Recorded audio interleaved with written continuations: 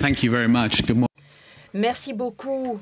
Et bonjour à tous. Merci bien de m'avoir invité et merci pour ces mots de présentation. Alors, c'est un petit peu différent. Ce que j'aimerais faire, c'est, et ce que je voudrais essayer de vous dire, c'est que les soins de support peuvent parfois changer l'évolution du patient, le pronostic du patient. Et des données récentes semblent dire que cela peut changer significativement le processus métastatique. Donc, je vais vous parler de l'utilisation de la protection osseuse, c'est-à-dire pour éviter la perte osseuse induite par le cancer. Et j'aimerais incorporer cela dans la gestion de la maladie, la prise en charge de la maladie, mais j'aimerais en fait revenir à comment les métastases interviennent et comment certains types de traitements et si l'on intègre tout cela à certaines méta-analyses récentes qui n'ont pas encore été suffisamment discutées. Donc, si on réfléchit à l'utilisation de traitements osseux ciblés,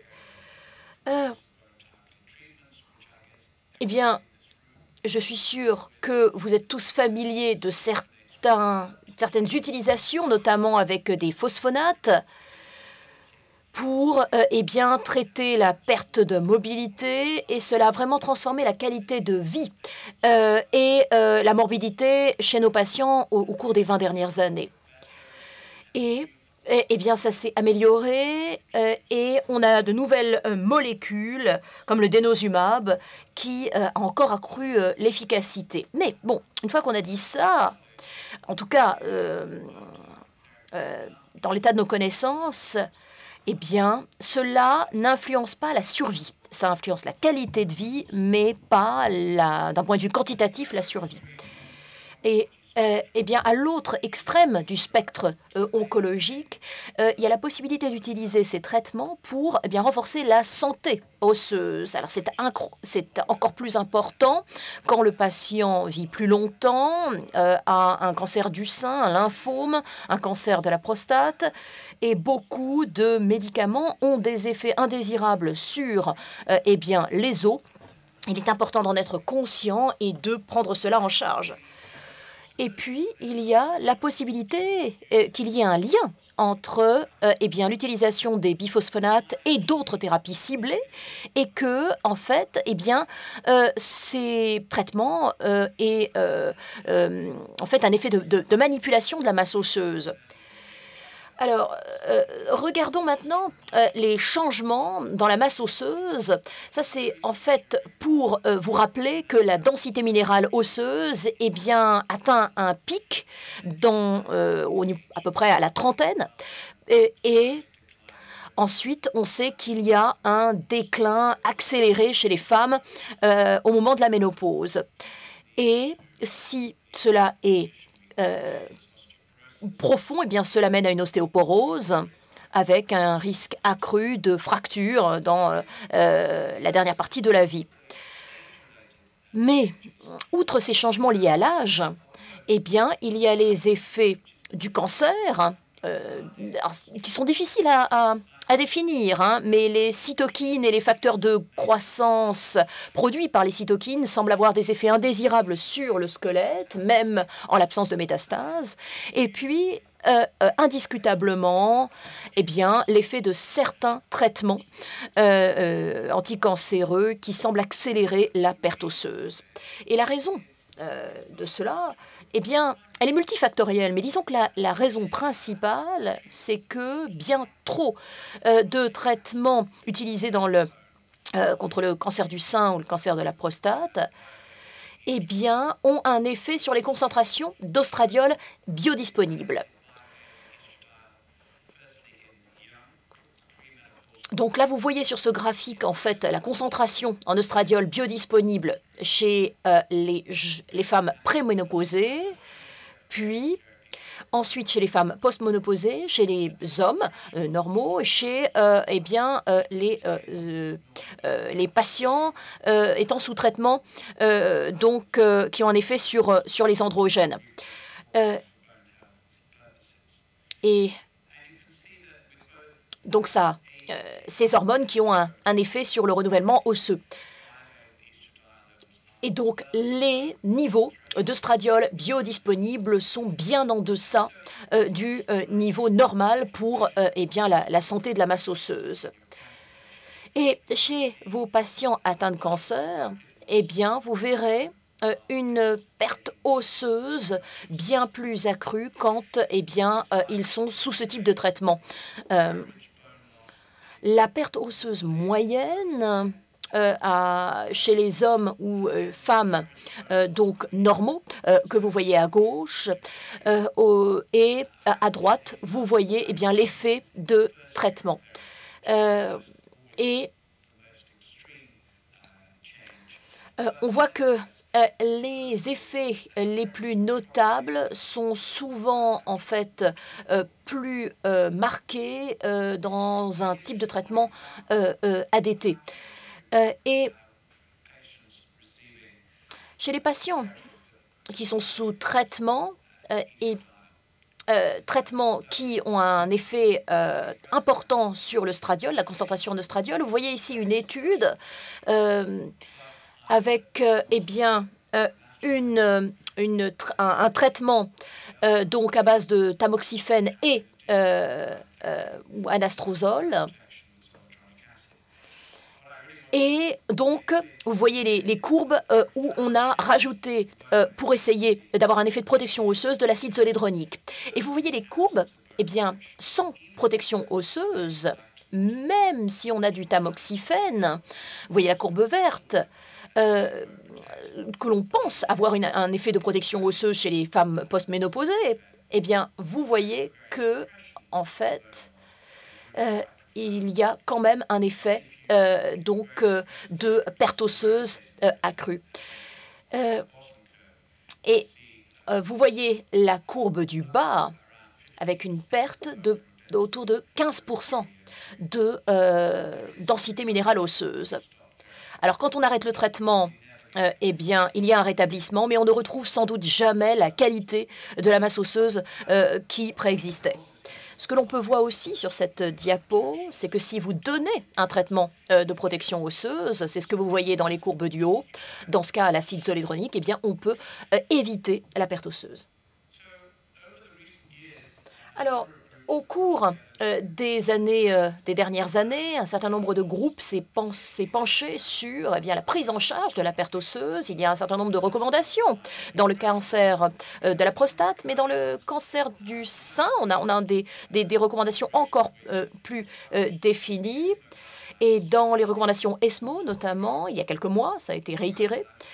Et moi, j'ai été impliquée en fait dans ce travail avec Jean-Jacques Baudy et Mathieu Appro. Alors, vous voyez ici un algorithme qui est suggéré pour la prise en charge de la perte osseuse sous traitement anti-cancéreux. Celui-ci s'applique au cancer du sein, mais peut aussi s'appliquer au cancer de la prostate. Et le risque est basé non pas seulement sur les risques associés à la perte de densité minérale osseuse, mais aussi à des facteurs de risque plus classiques. Et donc, ces facteurs de risque que vous voyez au milieu sont au moins aussi importants que la densité minérale osseuse. Donc, si vous avez ces facteurs de risque, que vous ayez une densité minérale osseuse faible ou non, il y a on peut agir sur la qualité de vie et aussi par le biais de traitements de protection osseuse. Alors, si on suit ces algorithmes recommandés par l'ESMO pour le suivi des patients, ça c'est une chose, mais maintenant j'aimerais discuter justement de ce qui se passe si ont justement sous ce traitement, si on arrive à prouver que cet algorithme est pertinent, donc prouver que ces patients devraient recevoir des biphosphonates en adjuvant, et ce pour plusieurs raisons. Et ceci, eh bien, en fait, est étayé par le fait qu'il n'y a pas seulement la biologie de la tumeur primaire, mais aussi par le micro-environnement de la cellule tumorale. Alors, vous avez d'abord le micro-environnement constitué par la tumeur, mais vous avez aussi les sites de métastase. Et alors, ça, c'est complexifié par le fait qu'il y a énormément de types de cellules différentes qui entrent en jeu, également des propriétés physiques qui interagissent entre le micro-environnement et les cellules tumorales elles-mêmes. Et ces propriétés peuvent interagir simultanément dans le temps et dans l'espace. Alors, c'est pourquoi c'est peut-être pas si surprenant de constater que quand on peut manipuler ce micro-environnement, on peut avoir un effet soit bénéfique, soit, en théorie, aussi indésirable.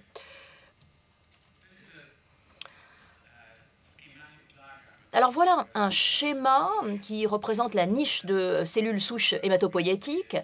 Et au cours des dernières années, on pense que cette niche est sans doute celle qui reçoit les cellules tumorales disséminées. C'est une sorte de refuge pour ces cellules tumorales disséminées.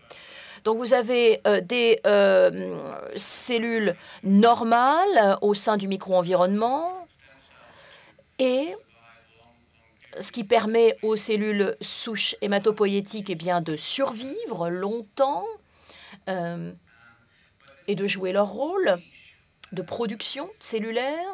Mais cette niche, que l'on considère cette niche comme un concept ou comme une réalité physique, on pense que les cellules cancéreuses peuvent en quelque sorte pirater ce processus donc de production cellulaire des cellules souches hématopoïétiques. Alors, on constate en fait que les cellules tumorales viennent s'ancrer dans cette niche par le biais d'une interaction entre CXCR4 et CXCL12. Et donc, des chimiokines ont la possibilité d'induire un déplacement et donc un ancrage dans cette niche de cellules souches hématopoïétiques. Donc, si on pouvait changer ce processus et remobiliser les cellules pour qu'elles deviennent à nouveau sensibles aux agents sous-jacents. Il peut y avoir, du fait de la métastase, des changements extrêmement profonds. Ce qu'on a fait ici, c'est que on a augmenté l'activité des ostéoblastes en mettant les patients sous PTH, hormones parathyroïdes, pendant 5 jours. Donc, on donne ces hormones parathyroïdes pendant 5 jours, et vous voyez que cela, permet d'avoir pendant quelques jours une activité ostéoblastique accrue. Et on injecte des cellules tumorales et on essaie de voir, d'observer ce qui arrive à ces cellules tumorales par rapport à un groupe de témoins. Et on compare le groupe sous PTH au groupe témoin. Et ce qu'on constate, c'est que ces animaux qui ont reçu, qui ont été exposés au traitement sous PTH très peu de temps, il y a une augmentation de l'incidence de cellules tumorales. Et le corollaire, c'est que si on se penche sur les cellules tumorales circulantes, toujours dans les modèles animaux,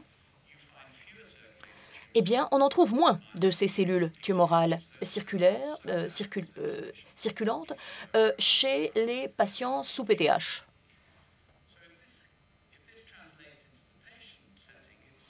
Alors, si on passe du modèle animal à des patients, eh bien, il n'est pas étonnant que cela ait une incidence sur le pronostic et l'évolution de la maladie chez nos patients. Alors, revenons à la pathophysiologie des métastases. Donc, en fait, ce qui se passe, c'est que les cellules tumorales viennent coloniser la masse osseuse, et ce, avant même qu'on ait pu faire un diagnostic. Donc, ces cellules tumorales sont déjà disséminées au moment du diagnostic. On les reconnaît, mais on ne peut pas les mesurer. Et ensuite, il y a une période qui est souvent de plusieurs années, où ces cellules sortent de leur stade de dormance, viennent s'ancrer dans la niche, deviennent actives, prolifèrent et induisent des métastases. Alors, avec des traitements ciblés, osseux ciblés, eh bien, on essaie en fait de, comme qui dirait, fermer la porte de l'écurie alors que le cheval est prêt à bondir. Mais ce que j'aimerais maintenant partager avec vous, ce sont des données cliniques qui, à mon avis, sont très pertinentes cliniquement. Alors, tout d'abord, c'est une diapo assez complexe, mais le message est assez simple. Il y a beaucoup d'expériences qui ont été menées, d'expérimentations qui montrent que si on mesure le nombre de cellules tumorales disséminées dans la moelle osseuse chez des patients atteints de cancer, eh bien ce nombre de cellules est moins important, ou en tout cas elles sont plus difficiles à trouver si on met ces femmes sous biphosphonate, et en l'occurrence acide zoledronique. Donc, les biphosphonates soit détruisent eh bien, la dissémination des cellules tumorales dans la moelle osseuse, ou en tout cas les déplacent, puisqu'on ne les trouve plus. Et sur l'absence d'autres traitements anticancéreux. Alors, pour ce qui est de traiter des maladies qu'on ne peut pas voir dans un contexte adjuvant classique, bon, ça, il y a beaucoup de choses qui ne sont pas nouvelles. Donc, vous avez ici 3 collègues, Trevor Powles, Joel Dale et Tina Sarto, donc qui se sont penchés sur la possibilité d'utiliser du clodronate par voie orale en traitement adjuvant. Et on se rend compte qu'il y a moins de métastases et un meilleur taux de survie. Mais ce qui est difficile pour beaucoup d'oncologues à comprendre, c'est véritablement ce qu'il y a derrière ce phénomène. Et ce n'est que quand Michael Gnant a présenté en fait eh bien, l'issue de la maladie dans le cadre de l'étude ABCSG12 que on s'est vraiment rendu compte qu'il y avait quelque chose là de vraiment probant. C'était des femmes préménopausées, donc atteintes de cancer du sein, avec l'acide zoledronique, et il était prouvé que eh bien, l'évolution de ces patientes était sérieusement améliorée. Et eh bien, sur 7 ans, eh bien, le taux de survie sans maladie est maintenu. Mais les choses se sont un petit peu corsées quand cette étude que j'ai eu le plaisir de mener et que j'ai également présentée et publiée s'est également penché sur le rôle des biphosphonates en traitement adjuvant, mais chez eh bien, une population de patients plus variée. Et on s'est rendu compte que le traitement ne semblait pas avoir d'effet. Donc au début, c'était très décevant par rapport à ce que Michael Gnant avait présenté. Mais alors, on a pu quand même montrer un effet sur la métastase osseuse, mais pas un effet global sur la survie sans maladie. Mais ce qu'on a également montré, c'est que chez des femmes post-ménopause, eh bien, en fait, l'effet bénéfique que l'on constatait chez les femmes post-ménopause semblait être dilué dans la masse des autres patientes plus jeunes et préménopause. Et Donc, cela ne semblait pas suffisant pour justifier de changer nos pratiques cliniques. Mais ça nous a mené quand même à formuler des hypothèses. L'hypothèse, c'était que les biphosphonates réduisent les métastases, en particulier dans la masse osseuse, chez des femmes qui ont un faible niveau d'hormones reproductives. Donc, ce qui était sans doute le cas chez les patientes dans l'étude de Michael Gnant, qui avait un traitement ovarien. Donc, eh bien, pour aborder ça, on a mené une méta-analyse extrêmement solide. Et voilà les données qui ont été présentées mais pas encore publiées. On va le publier, on entend le publier avant la fin de l'année. Alors, ne vous préoccupez pas trop des chiffres, mais si vous voyez la dernière ligne, vous voyez qu'il y a 36 essais cliniques randomisés avec 21 000 patientes et eh bien, à peu près 90% des femmes ont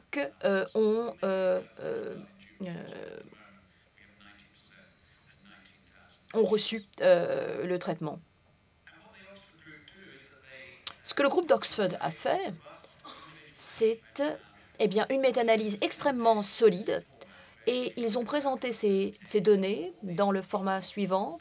Alors, tous ces graphiques, en fait, ces graphiques de points vous montrent le nombre de patients évalués et la différence entre les patients sous traitement biphosphonate et sans ce traitement à base de biphosphonate. Et si vous regardez toutes les femmes, eh bien, il n'y a pas grand-chose à voir et pas grand-chose qui plaide en faveur d'un traitement à base de biphosphonate. Une différence d'1% sur 10 ans, ce n'est pas particulièrement enthousiasmant. Il y a un effet sur la récurrence osseuse. Ce que vous voyez à gauche, c'est assez modéré, mais c'est quand même significatif.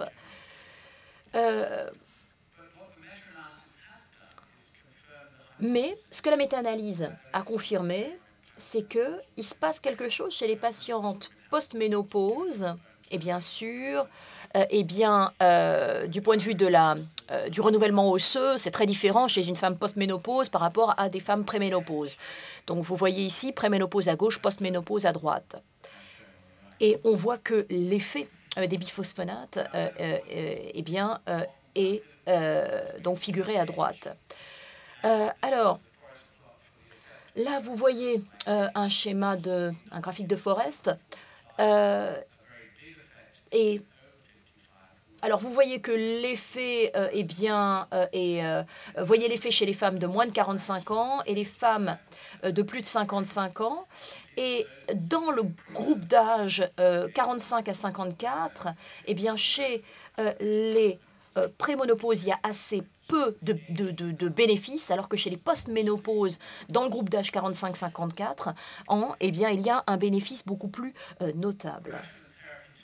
Alors, pour des traitements adjuvants, pour introduire ces traitements, il faudrait qu'on puisse mettre en évidence un effet sur la mortalité. Et c'est peut-être un petit peu surprenant, eh bien, l'effet sur la récurrence dans la masse osseuse, on voit qu'il y a un effet notable sur le taux de survie chez ces patientes. Donc, la mortalité chez les patientes atteintes de cancer du sein à gauche, voilà, mortalité à gauche et mortalité à droite. Et on voit qu'il y a un bénéfice de 3% sur 10 ans chez les femmes post-ménopause. Donc, c'est quand même statistiquement significatif et également cliniquement significatif. Alors, je vais aller très vite, mais je voudrais juste essayer de dire quel biphosphonate, dans quelle dose et pendant combien de temps doit-on les prescrire.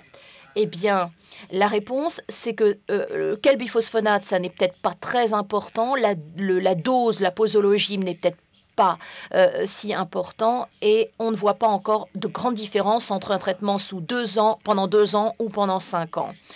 En tout cas, ce qu'on peut dire, c'est que l'usage précoce de ce type de thérapie en adjuvant présente un bénéfice clinique clair. Alors, je vais vous expliquer ce qui est à l'écran. Il s'agit des bénéfices de traitements systémiques adjuvants. Alors, ceux d'entre vous qui eh bien, traitent des patientes atteintes de cancer du sein reconnaîtront beaucoup de ces éléments. Et on voit 17% de réduction du risque de mortalité chez les femmes post-ménopausées sous biphosphonate. Donc, ce qui représente eh bien, 1000 vies sauvées par an, potentiellement, uniquement pour le Royaume-Uni. Alors, si on regarde les changements physiologiques de la masse osseuse qui se produisent lors de la ménopause, eh bien, on voit que, effectivement, eh bien, l'action des hormones est absolument essentielle. Et enfin, pour terminer, eh bien, j'aimerais vous montrer que l'on peut reproduire ce que je vous ai montré chez des modèles murins chez les patientes. Donc, dans ces modèles murins sous biphosphonate ou non, avec ou sans ovarectomie. Donc, vous voyez en noir ce qui est à l'intérieur de la masse osseuse et en blanc ce qui est à l'extérieur. Donc, le nombre de souris avec tumeur. Et on voit que l'ovariectomie eh bien, augmente la tumeur, tout comme on l'a vu avec le PTH. Ce qui veut dire qu'on a eh bien, une production accrue de cellules tumorales disséminées dans la masse osseuse suite à l'ovariectomie. Alors là, vous voyez le groupe témoin. Donc là, avec le niveau de référence de métastase, ceux qui ont été traités sous biphosphonate, eh bien, ça n'a rien fait, comme chez les femmes préménopausées. Là, vous avez eh bien, le groupe témoin qui a subi une ovariectomie et ovariectomie plus acide zolédronique. Donc, on voit une confirmation préclinique de ce qui semble être à l'œuvre chez les patientes. Alors, je vais conclure. Alors, ce qui est clair, c'est que la perte osseuse induite par le cancer est importante et que si eh bien, on n'essaie pas de traiter cela, eh bien, on prend le risque d'effet clair sur l'évolution de la maladie. J'espère vous avoir convaincu que chez les femmes post-ménopausées, eh bien, ces traitements, que ce soit l'acide zolédronique ou d'autres biphosphonates, peu importe finalement, mais cela permet de réduire les métastases et d'améliorer le taux de survie sans maladie. Et je crois qu'il faudrait vraiment y penser dans le cadre de traitements adjuvants à l'avenir. Merci beaucoup.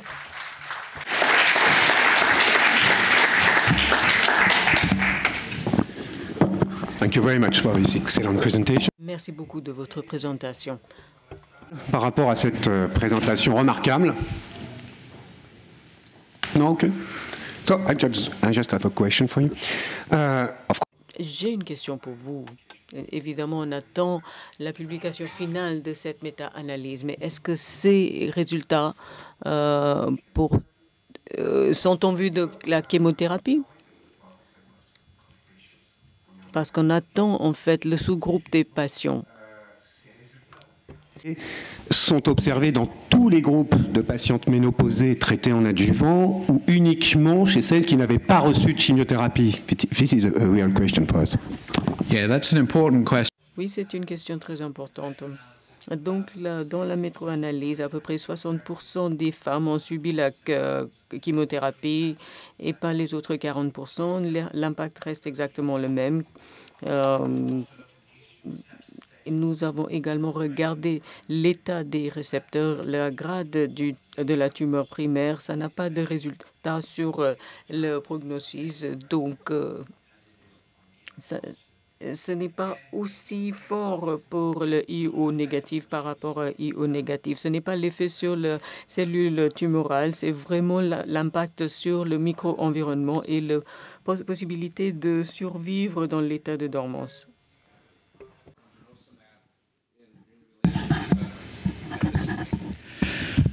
Yeah, I mean, we don't have any random. Nous n'avons pas de données randomisées en ce qui concerne les cancers du sein. Il y aura tôt ou tard des études, mais il est probable que si c'était juste une inhibition de l'activité de l'ostéoblaste dans le tumeur osseuse, ce serait actif. Et nous avons une idée déjà dans des études randomisées de prostate où les hommes avec un PSA en augmentation avant la métastase ont reçu ce traitement.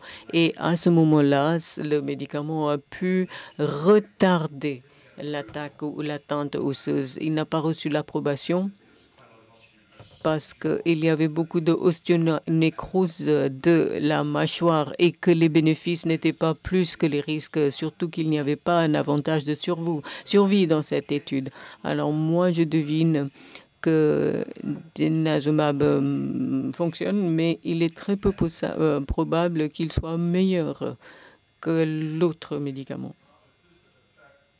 Alors cet effet sur la survie est bien pour les femmes postménopausées avec cancer du sein. Vous avez dit 60% ont été traités avec la chimiothérapie et qu'ils ont eu des effets similaires. Et en ce qui concerne les autres tumeurs, si vous avez 15 à 20% de survie, ici, cela veut dire qu'il y a beaucoup qui ont reçu la thérapie adjuvante. Alors, quel sera l'effet sur les femmes qui ont en fait un cancer du côlon ou d'autres maladies? Je crois que c'est pertinent uniquement pour les tumeurs où l'environnement, micro-environnement de l'os est très important. Et je crois que dans ces cas-là, ce n'est pas vraiment le cas. Il y a des études en cours pour le cancer de poumon et de la prostate.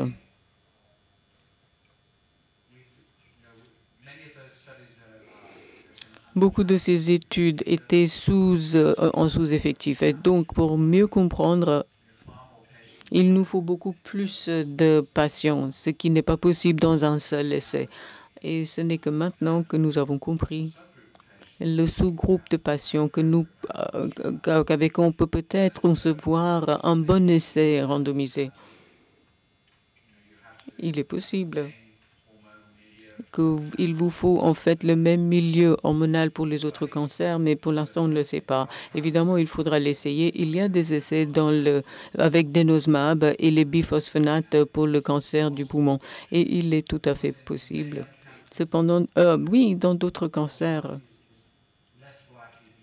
la mortalité n'est pas à cause de cette métastase osseuse. Moins probable. Si ça marche, cela peut marcher également dans les cancers de la prostate et du sein, où cette métastase osseuse peut mener à la mort. Bien, merci beaucoup, Monsieur Coleman.